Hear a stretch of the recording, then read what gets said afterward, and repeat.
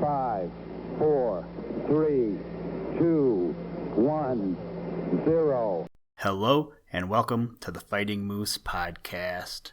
I'm your host and narrator, Jason Hendrickson. This is a podcast where I retell stories, some fictional and some historical, that can be enjoyed by people of all ages. The other night, as I was queuing up a podcast for John, I asked him what I should do for the next episode. He asked me, "Can you do one about the train in the park?" I said I would look, but I don't think I would find a story about it. He then said, "If you can't find one, can you just do a train story?" So here we are with today's story. So we are going to read the story titled A Leap from the Train, which comes to us from the book The Train Boy, written by Horatio Alger Jr. Don't forget, if you have any suggestions for the podcast, you can always reach out and send in your requests, whether it be via email or social media. Now, let's turn to today's story. I hope you enjoy. Let's begin. Liftoff. We have a liftoff. We choose to go to the moon in this decade and do the other thing, not because they are easy, but because they are hard.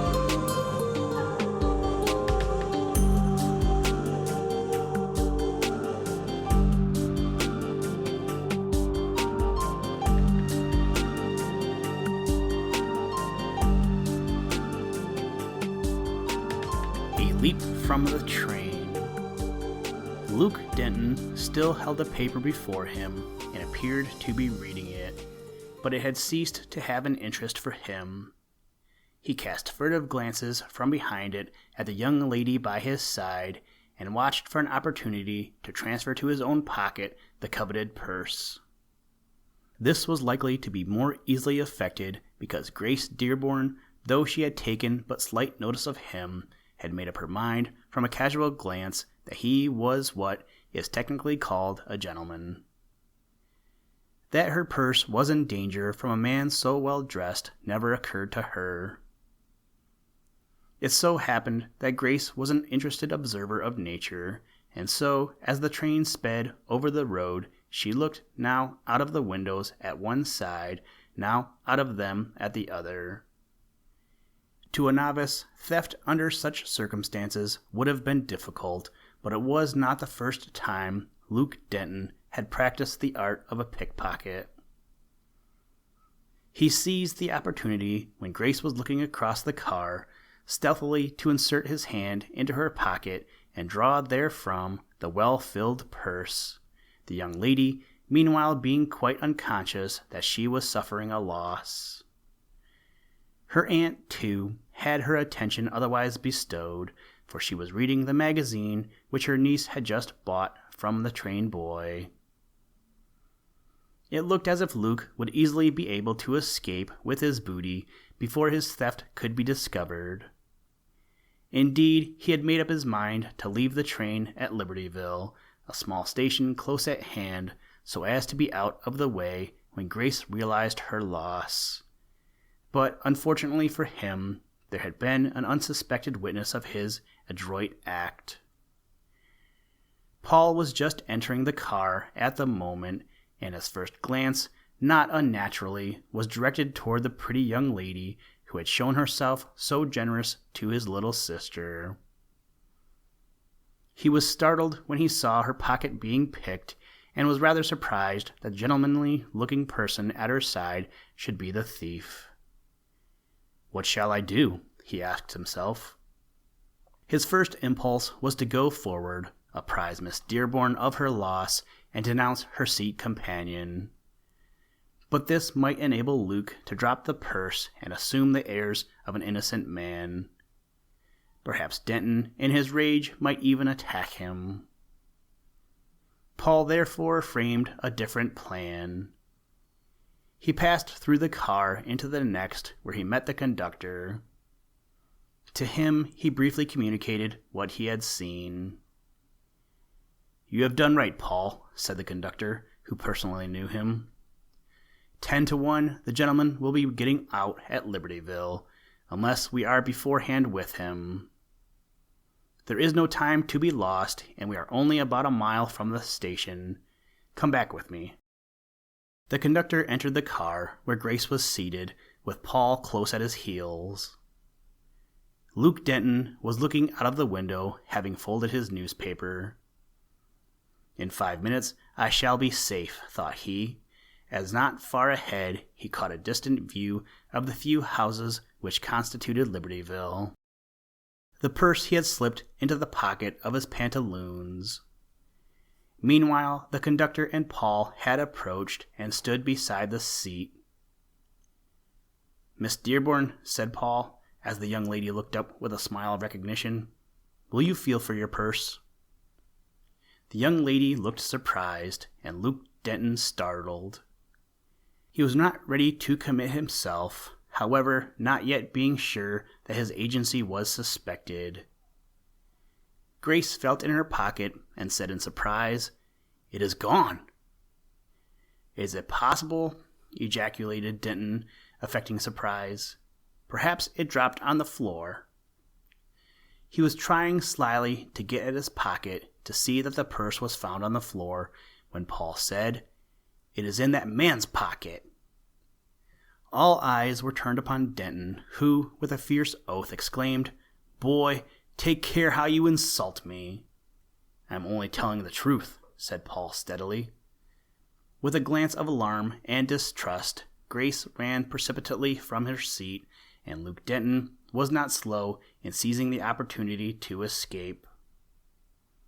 He jumped up, nearly overturned the conductor as he dashed down the aisle, flung open the door of the car, and with a recklessness born of desperation and the fear of arrest, with only an instant's hesitation, jumped from the platform. The train was not going at full speed. As it approached Libertyville, it was moving slowly, and probably the rate of speed did not exceed 15 miles per hour. "Good heavens, the man will be killed," said Grace, alarmed. The conductor sprang to the platform, and so did Paul. They saw Denton roll over once or twice, and then picked himself up, apparently not seriously injured. "The fellow is safe," he said, turning to Miss Dearborn. "Thank heaven. But he has carried off your purse. I don't care for that.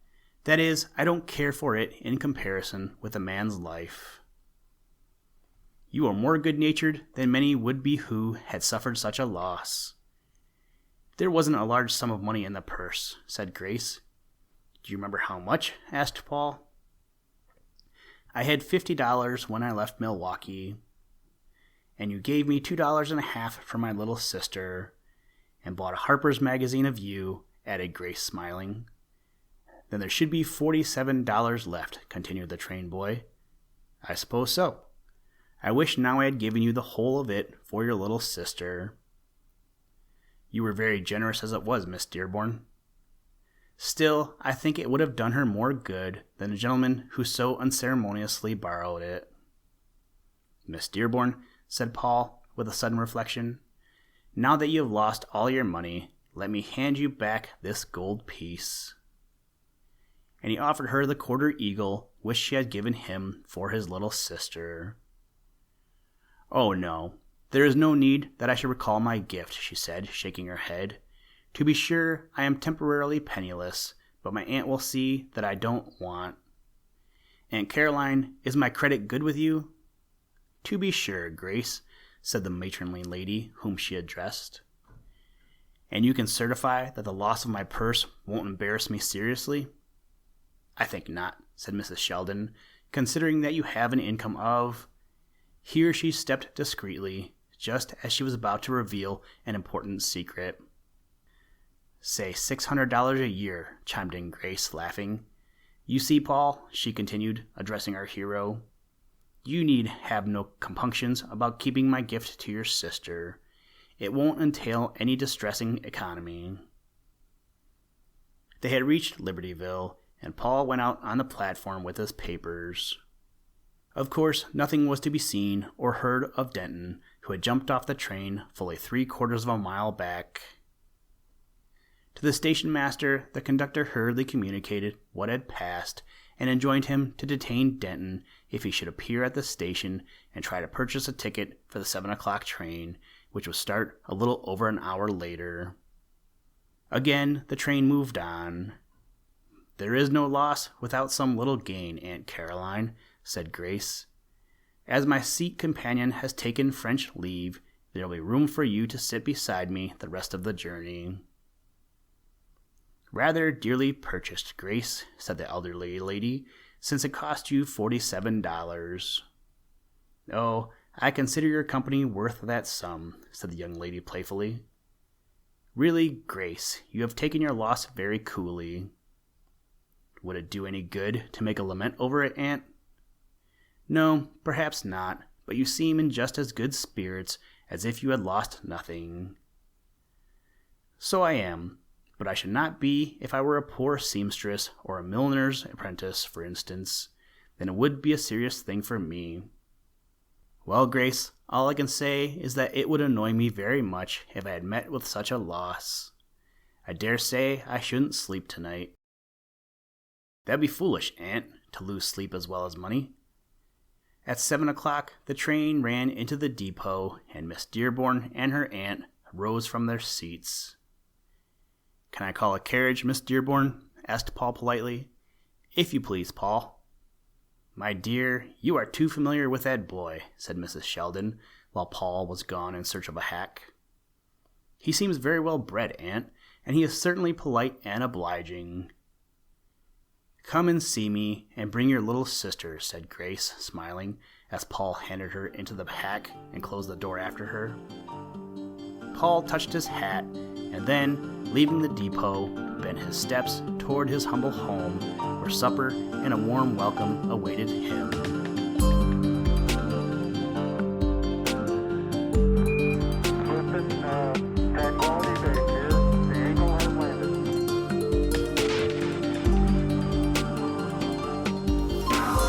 That's one small step for man, one giant leap for mankind.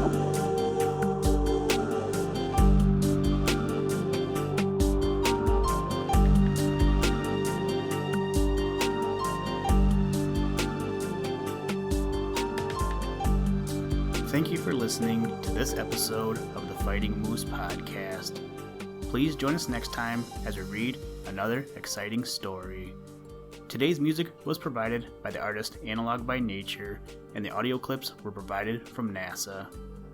For more information, to download and or listen to audio or materials from all our recordings, or to contact us, please visit www.thefightingmoose.com, or you can follow links in the show notes.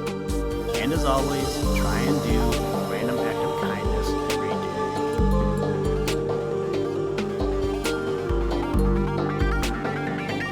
Complete Houston. Enter